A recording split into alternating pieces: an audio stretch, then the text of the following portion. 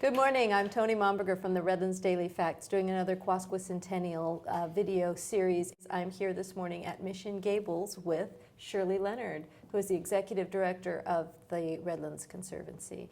Every once in a while I start my video out by saying what we're doing with the anniversary, celebrating Redlands past and the history, and the people who know about the history is so appropriate to what you do. And this is one of those times. The Conservancy is all about what this video series is about, which is taking Redlands history and putting it somewhere and saving it forever so that we don't lose it. So tell me, thank you for joining us this morning, what is the Conservancy?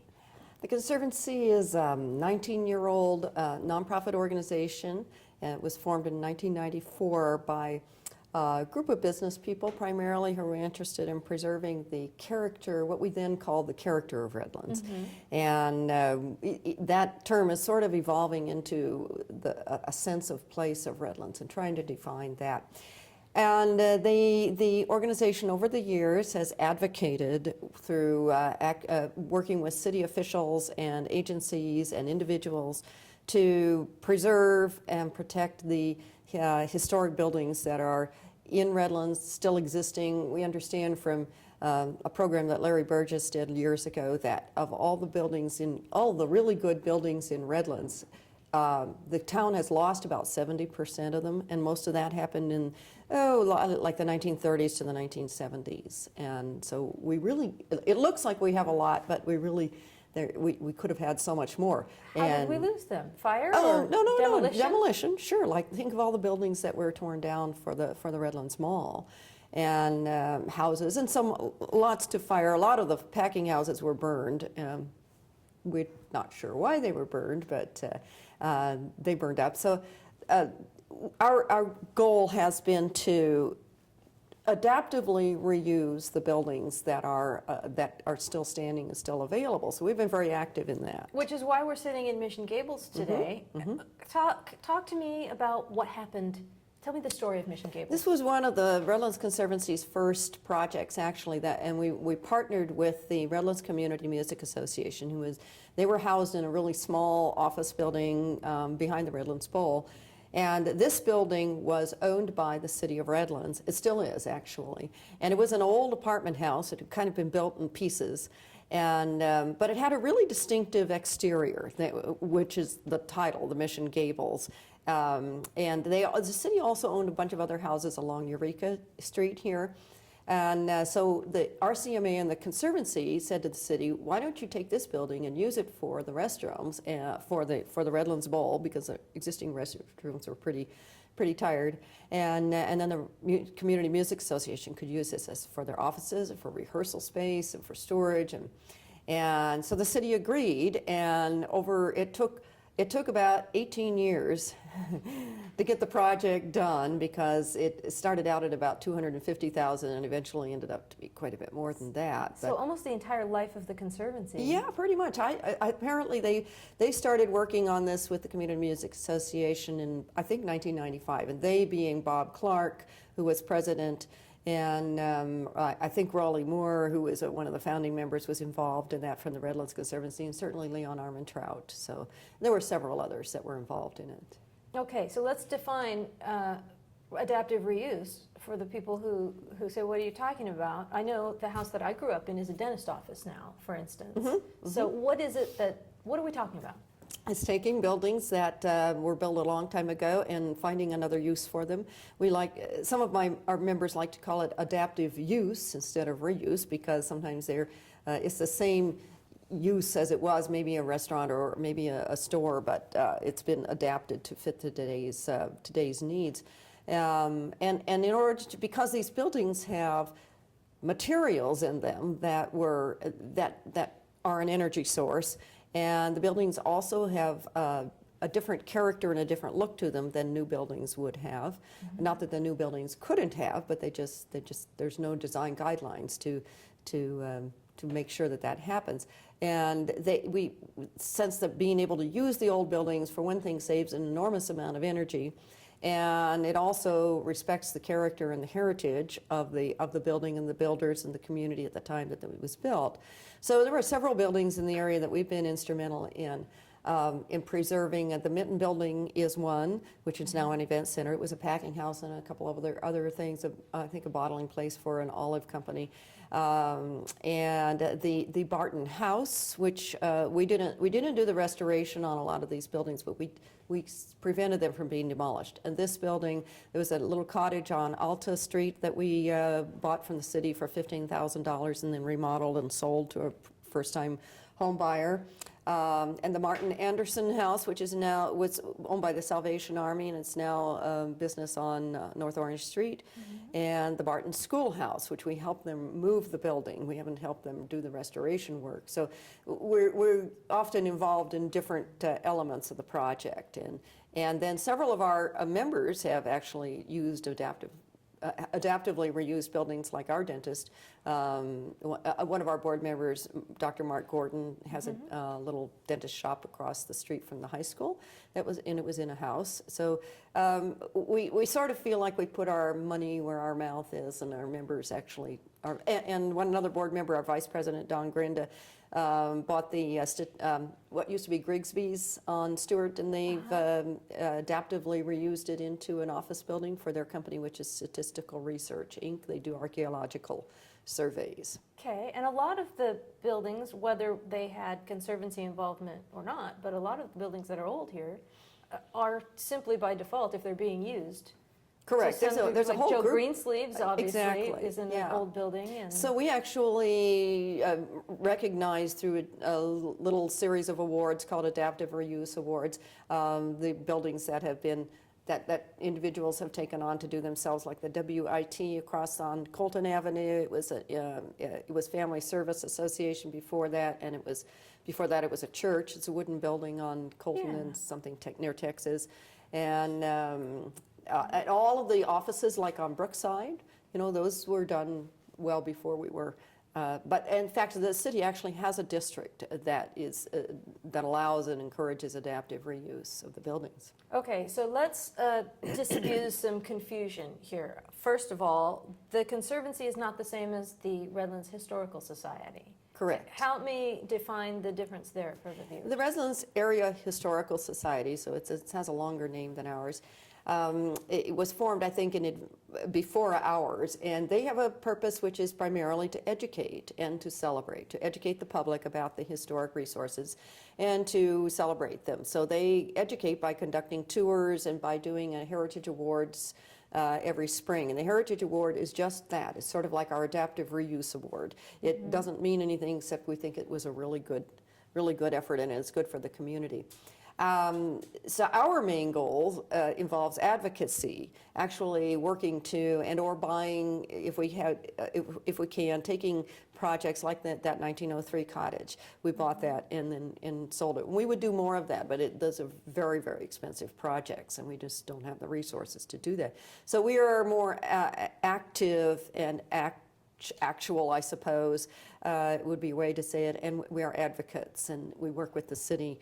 Although the Redlands Area Historical Society has taken on a little bit of that role. Their Vice President, Ron Running, works with us and he worked with us on getting the Mills Act into the City of Redlands, and that is an incentive program created by the state of California to encourage owners of historic buildings to preserve them and to do work to preserve them.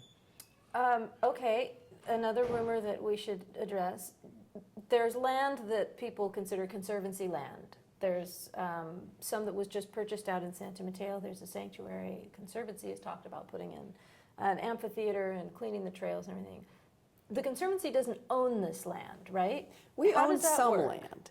We own some land, but we take land that is given to us and put it into conservation. For instance, we have 100 acres out on the east of the airport that we own in fee, and that was given to us by the National Fish and Wildlife Foundation.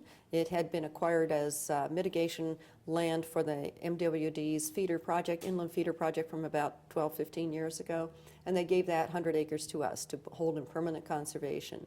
We also have another half acre that was given to us in fee that is a piece of the historic Mill Creek Zanha.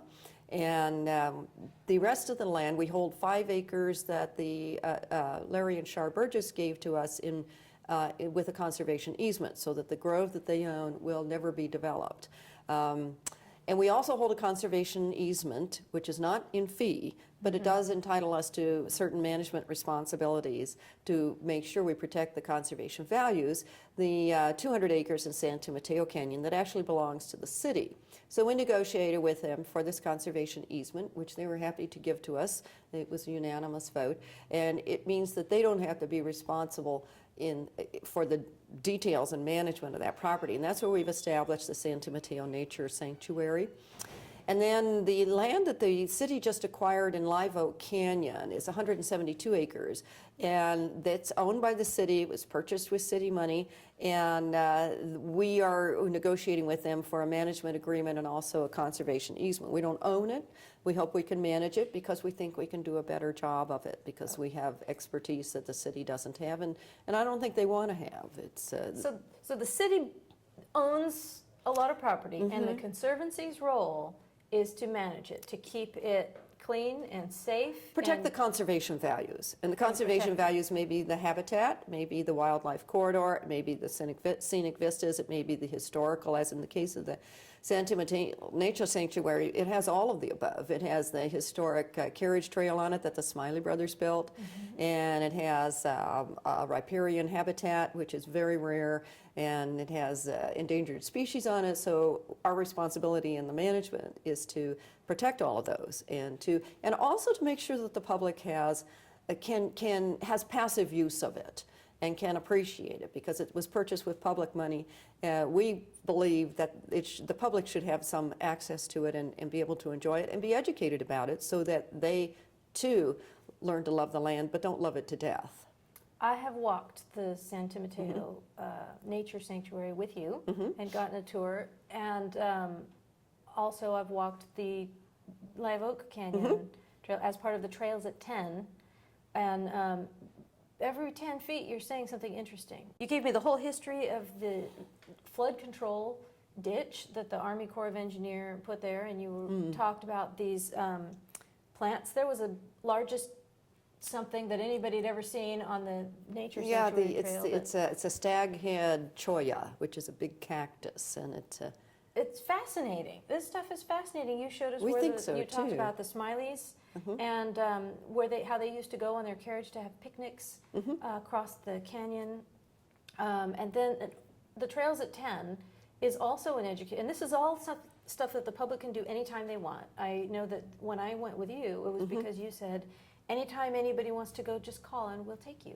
Even though they can go on their own, right? They can go on their own, but we will give them guided tours. And this is our public education and outreach, but it's also an expansion of the original purpose of the organization, which was to protect the historic built environment in Redlands. And about 10 years ago, a couple of our members said, these historic buildings are beautiful, but if you take them out of Redlands and put them in some other town, you still have that other town.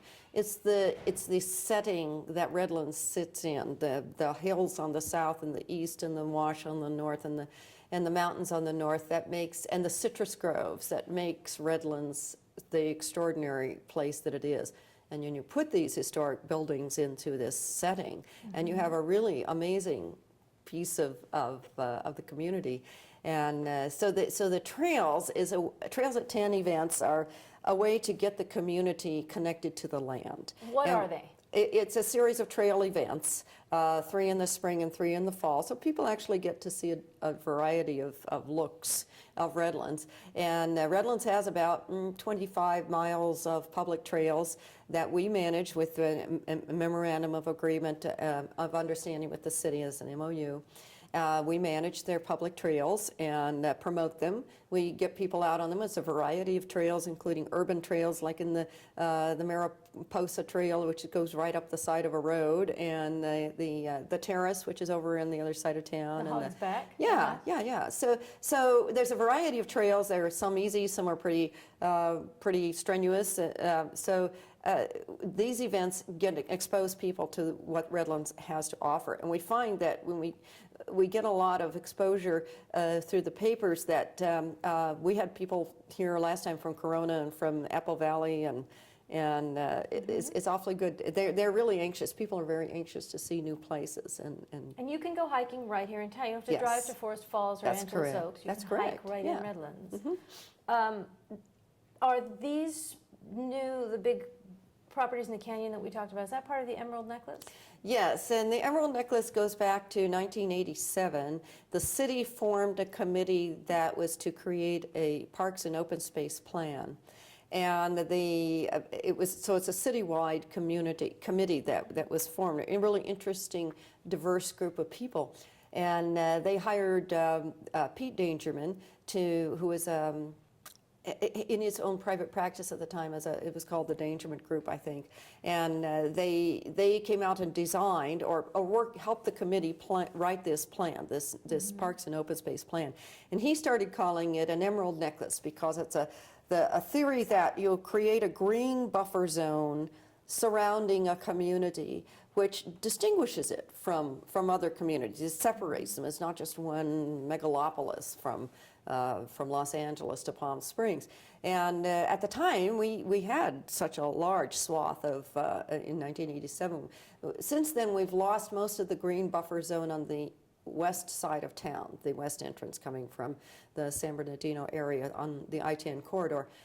But we still have 1,400 acres of citrus in the north and east side of the community.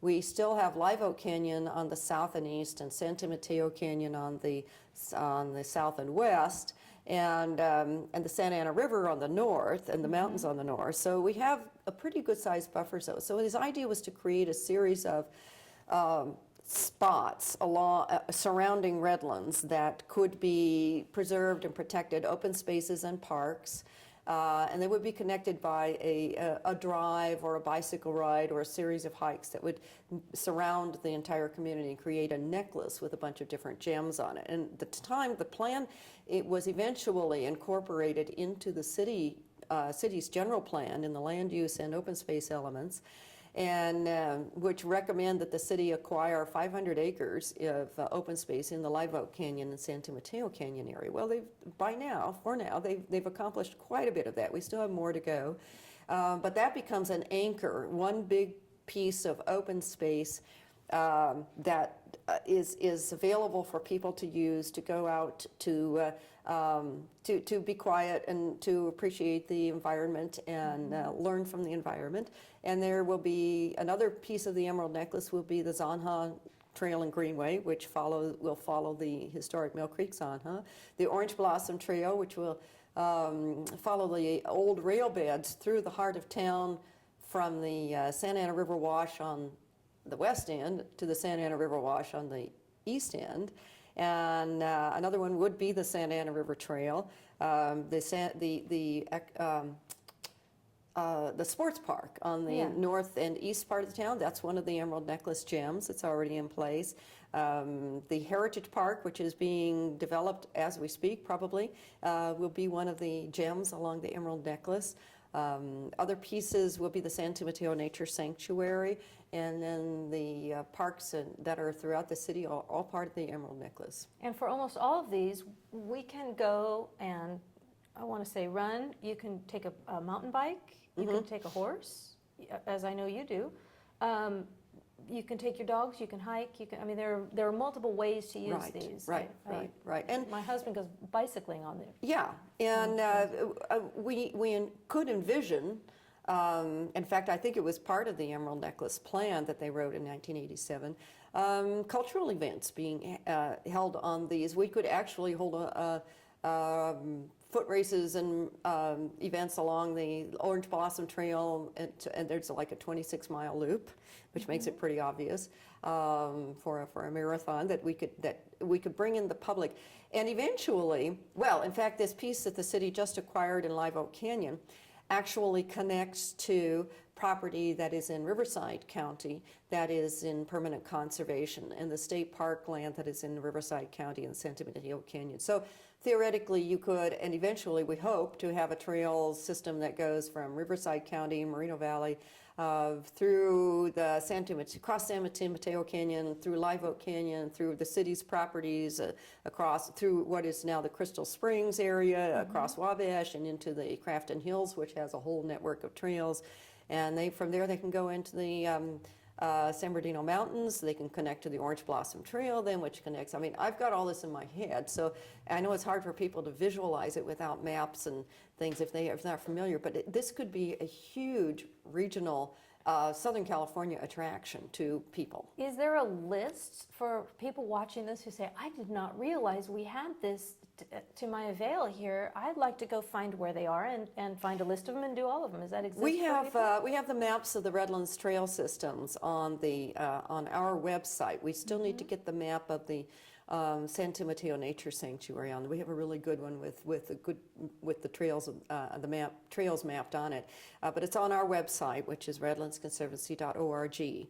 And they can download the maps, and they can call us anytime also for guided hikes on any of these trails. Now, when you say permanent conservation, you're saying that when the city or you own it and it comes under your management as the Conservancy, that's it. This is protected in perpetuity for the people of Redlands and for the quality of Redlands. Mm-hmm. Okay.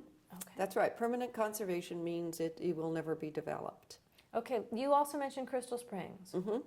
I'm going to use that as a segue into designations in general. Okay. But we have had over the past few years an ongoing dispute because this piece of land is owned by somebody, and somebody who doesn't own it has filed for an historic and scenic designation on that property, and it has gone through the Planning Commission and is unresolved at this time.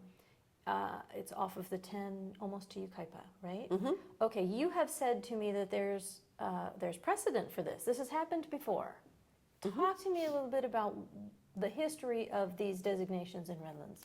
The Historic and Scenic Preservation Ordinance, which is law in the City of Redlands, came about in the late 1980s, and it is a set of laws that explain how a property can be designated as a historic resource or historic landmark or part of an historic district in the City of Redlands. And that designation requires a property owner to approach the Historic and Scenic Preservation Commission, mm-hmm. which are civilians who are appointed by the City Council to make determinations about historic designations. Mm-hmm. They have to go to this commission to ask for, to tell them what they want to do. For example, one of our board members and founders has a house in the, I think it's the Smiley Park Historic District, and they wanted to add a piece, a big addition onto the back of their house. And so they went to the commission. The commission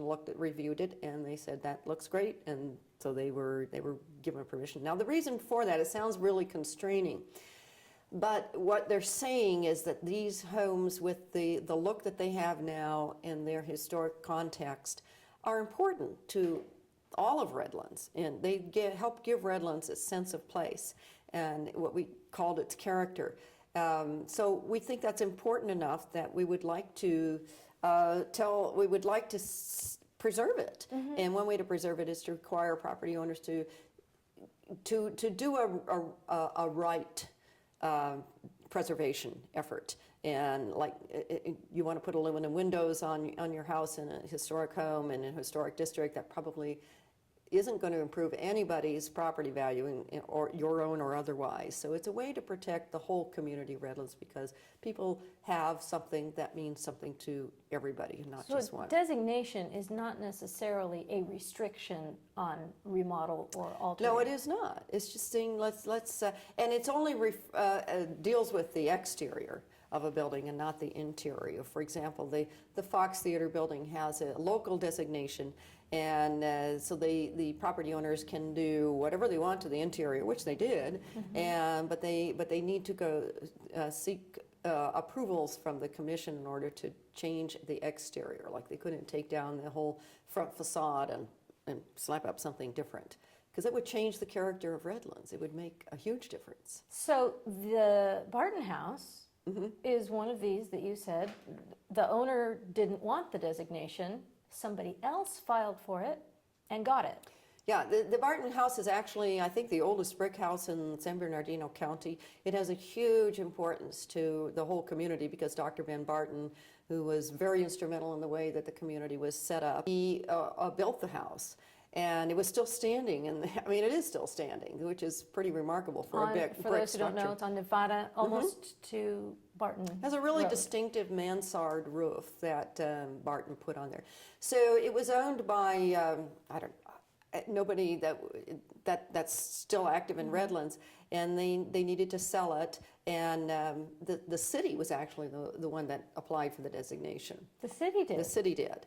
And the Historic and Scenic Preservation Commission actually was applied for the designation. And the property owner approved initially and then objected, but the city went ahead and designated it. And there's another, the Burridge Mansion also was nominated by the Historic and Scenic Preservation Commission.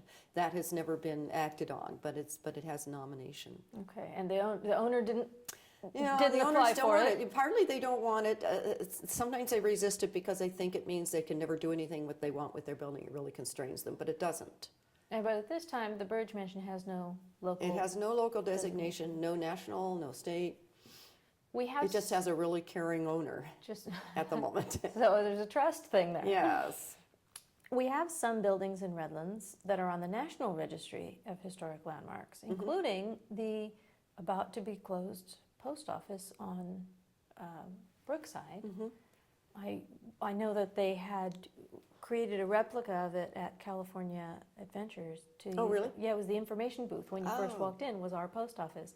They have since remodeled and taken it out, but apparently it didn't have any kind of designation or protection against demolition. But does ours? I mean, I know that offers no protection against demolition or altering, but do the local ordinances or designations protect against that kind of thing, or can they bulldoze our I post think office? and I'd have to look at the list, and the list is available at the city. The Planning Development Services Department has the up-to-date list on the local landmarks. I think it is part of the locals, the City of Redlands district, one of their historic districts. As that, it has some protection, but right now the property owner is the United States government, and the National Registry designation, while it has a lot of cachet, it doesn't mean anything for saying you can't tear this building down, unless federal funds were going to be used in the remodel of the building or in the appropriation of the building, and in which case then it would involve NEPA, National Environmental Protection Agency. If it was state money going to be involved, it would involve CEQA, and then they'd have to go through and provide some mitigation for the demolition of a historic resource. So we don't know what can happen to the city. It really has nothing to say over this post office. Okay. We had several packing houses, several of them burned down. The Conservancy saved the Mitten Building. There's one that's been, I would say, divisive in this community recently, and that's they're calling it the MOD. I know that it's not, it shouldn't be. Somebody has called me, and there's the MOD was the people that used it, but it was itself the Mutual Orange Company. So it should be the MOC packing house. Anyway. Yeah, it was one of those things that is too late now. We're going to forever know it as the MOD packing house. It's called by many an eyesore. It's a small, vacant, white, looks like a little warehouse in a place where many say we need parking for the theater or for downtown. It's not being used, doesn't draw people to Redlands, et cetera, et cetera. There was a big controversy over the sale of it, which didn't end up going through. What's the Conservancy's role in this effort? We encourage adaptive reuse of that building, and as it stands right now, it does look pretty bland and unimpressive. There's a building almost identical to it in Claremont, and it has been adaptively reused for shops and for a couple of restaurants, and in its reuse, it accentuates the architectural design of the building, which is something nobody would do today, but it was ever so brilliant at the time. It has these wonderful north-facing skylights. So since it's north-facing, it doesn't ever get this blaring direct sunlight, and yet it gets amazing light into the building so that you can reduce the energy needs of the building for lighting. And has these wonderful trusses that are just a beautiful design in themselves. It's big open space. It has immense potential that you would never build into a new building. And the new building would end up, just because it does, I don't think it doesn't have to, but it does. Another reason for the adaptive reuse is that you can't build the same quality of design and quality of materials today. You could build a tilt-up building, just a plain simple building, less expensively. Does that sound right? Then you could restore a building or renovate a building, but you couldn't build the same quality of workmanship and design for the cost that it would take to restore this old building. And it wouldn't be a building that was part of the orange history. Exactly. It wouldn't celebrate anything except somebody's money. So. Okay. So at the moment, it's one of these buildings, one of these properties that's in a real limbo because it was owned by the redevelopment agency, which has been dissolved by the state of California, and the lawyers in the state are still working out how do you disperse this money, these properties, but it will be sold eventually, and so the city owns it now through its whatever the successor agency that was the RDA. Right, It's all the same people, but yes, with a different hat on. And would it be the ideal for the city to buy it and put it under Conservancy management? Well, that would be. I haven't heard that one or before. Are you that just would be thinking that the ideal, when you say we'd like to see it adaptively reused, so a private citizen would buy it and invest? The city, we meet with a couple of the city council people and with the Redlands Area Historical Society, and we've also met with the Chamber of Commerce, and ideally our role, and this is what the city has asked us to do essentially, is to find a legitimate buyer for it who would have the wherewithal and the interest in using the existing building and the existing qualities for something that'll benefit the whole community. That would be ideally. If we had nothing but money, I suppose we could offer to buy it and do that. So essentially what happened with the Mitten Building. Yes. Which is now being used as a venue for all kinds of things. Right. It's a wonderful event center. And it's the kind of quality of building for events, for your special event, that you can't get just in brand new buildings. Our board members did that as private citizens. So the Conservancy didn't do the restoration. We helped save it from getting demolished. But our board members were the ones who took the action and actually reused it. So ideally for the MOD, we'd find a private buyer who would really make it a quality place for the whole community. Okay. And see, part of the deal with adaptive reuse is that we really do believe that private property owners should be able to realize the very best financial advantage of their property. Okay, I'm gonna jump now to, I know we're running out of time, but I want to cover the appreciation that the Conservancy has. I think that people would not predict this for homes built in the 50s and 60s. You have a modern home, that's what you'd call a modern home group. Can you talk to me a little bit about what that is and why?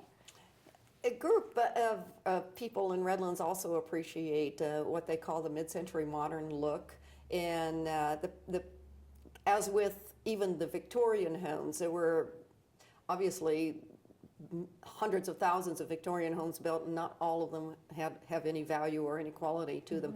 So in the 50s and 60s, there were hundreds and millions of homes built that we call mid-century modern, were just didn't have any quality to them. But there are many of them who have. There's a really well thought out design behind the mid-century modern. So a group of people, and Nathan Gonzalez of the library has taken it upon himself to chair this for us, want to meet and gather and talk about them and tour them and understand them and appreciate them. One of the architects, a well-known architect, Claire Day, here in Redlands, designed many of the buildings that are in Redlands, including, I think, Clement Middle School and a couple of the buildings at Cope Middle School, and many private residences, including his own.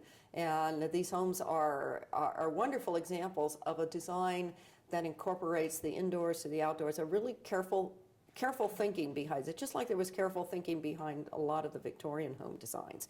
And this group of people said, you know, we know they're not 100 years old, but we think we should appreciate them. Okay, that's very cool. Just to wrap up, I know there was a meeting recently that Paul Foster on the City Council, Mayor Pro Tem, instigated among the Historical Society and the Historic and Planning Commission that you talked about, and your group and the city to come up with a plan for more. Can you tell me what the guidelines are that you'd like to see in place, or what's kind of being born out of this discussion for the future? This was the second workshop we had, one in January or February of 2012, and we decided that enough good things came out of that the city said, let's do another one. Let's keep this on the burner. It's the Planning Commission, the Historic and Scenic Preservation Commission, the City Council, and the Cultural Arts Commission, I think. I may be wrong about that one. And then there's Redlands Conservancy and the Redlands Area Historical Society. And we gathered together to say, these are our accomplishments for the past year. Now what do we need to do? How do we keep moving? The Mills Act adoption came from that. We're working on getting the city to have the certified local government status, which will also entitle us to federal funds for historic preservation. So this is an excellent collaboration of agencies and nonprofits and advocacy groups to really emphasize and work to protect Redlands' sense of place. I understand there's some kind of set of guidelines that people are hoping to establish for people who want to remodel or build to keep the character here. Do you? There are a couple of districts that are registered in the National Registry. These have to, any kind of changes to the buildings there have to abide by something called the Secretary of Interior Design Standards. And so the city government, City Development Services Department also has those standards, but they're pretty vague in the way that they're applied to historic buildings and in the downtown city. So we are going to work. We in the Historical Society are going to work with the city agencies to recommend some recommendations. We don't want to call them mandates or guide standards, but that will say this is the look that Redlands downtown should have. We'll work with the agencies and the organizations to make some proposals. Okay, so potentially, and I hate to put down any designers, but something like the Redlands Mall would not be built in the downtown area again. I can't say that it would or wouldn't, but we would hope that the guidelines will help developers know what the community thinks is important to have happen. As it is, the developer can essentially come into the community and have their own ideas, and there's nowhere that I think that the Development Services Department and the Planning Commission can go to and say, that's not going to fit our vision. This will fit our vision. Can you work with that? And I think that's the approach that the city wants to take. All right. Is there anything I should have asked you that I didn't know to ask? We didn't. We work also to protect the Redlands citrus heritage, and the Inland Orange Conservancy is part of the Redlands Conservancy.